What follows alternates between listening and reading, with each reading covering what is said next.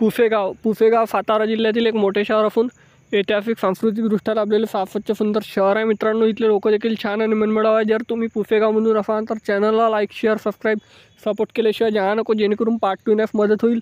प्रत्येक मित्रमंडळी नातेवाईकापर्यंत आणि पुसेगाव वाफ्यापर्यंत देखील जास्तीत जास्त प्रमाणात व्हिडिओ शेअर करायला विसरू नका. आणि तुम्ही पुसेगावमधून कुठून आहे हे देखील मला कमेंट सेक्शनमध्ये कळवा. चला तर व्हिडिओला सुरुवात करूया लगेच.